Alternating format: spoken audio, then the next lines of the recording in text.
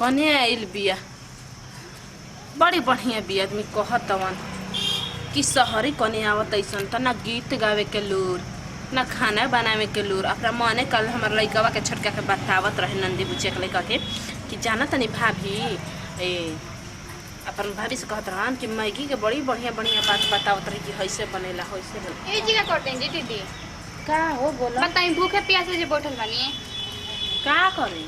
अब पूजा पाठ कराए के बाद वो जे बैठ के अपने बतियावत के दिन का जा पूजा पाठ तू नहीं ना करवा दे जब रोज रोज हमारे के कह पूजा रवो गाजी में बड़ गोतनी रो पेन तरवा ना बताई जी चलो चलो जानते बानी कि तनके चलो पूजा जल्दी नहा ले भाई। हां देर हो गई चलो चली रवा से ले के चलो जी चलो जल्दी बड़की भौजी बुलाती है पूजा करके। हाँ जी रुक जाइन चलता नहीं पहले तैयार हो जाइन तभी ना बताई ना और कने के जानते बानी सब तैयार हो जाइन छिटा ठीक लगत अच्छा हां पहले तैयार ना बोलू का हो गई तैयार पूजा वाला सामान हम ले लो। हां रुक ले चुनरी ले आई बताओ हमको अबे करेंगे तैयार हो जाए हम दीदी के लिए क्या आइयो कोई नहीं हो गया चलो जा चलो जल्दी टाइम होता। हां चुनरिया अब दुपट्टा ओढ़ो अपन जल्दी।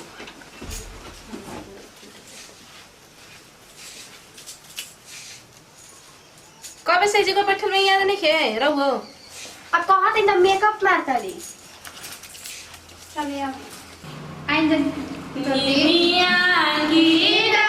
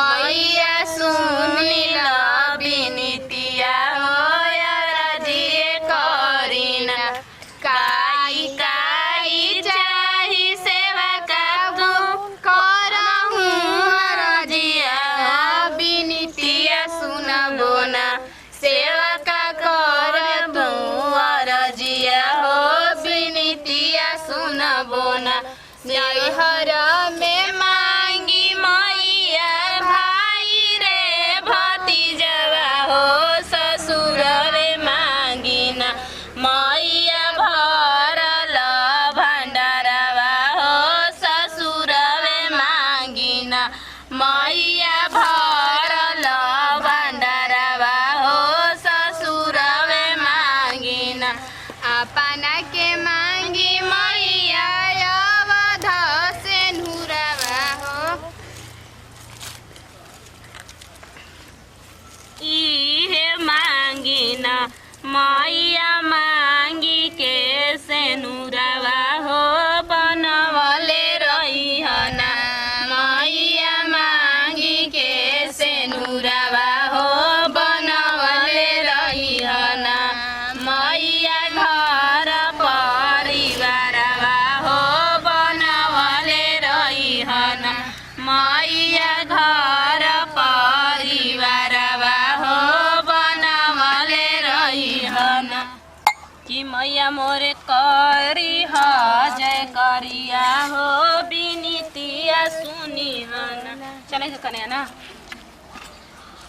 अब ना आइबो ए मैया अब ना आइबो ना हमार पैरा धुलैले मैया अब ना आइबो ना हमार पैरा दुखैले मैया अब ना आइबो ना फिर आइबो ए सेवका फिर आइबो ना फिर आइबो ए सेवका फिर आइबो ना कि अपन घर परिवार वाले ले फेर आइबो ना है अपन घर परिवार वाले ले फेर आइबो ना। नमस्ते प्रणाम हमनी मुहमया। जी नमस्कार प्रणाम हमारी नीलू मोरिया। जी नमस्कार प्रणाम भाई खुशबू सिंह।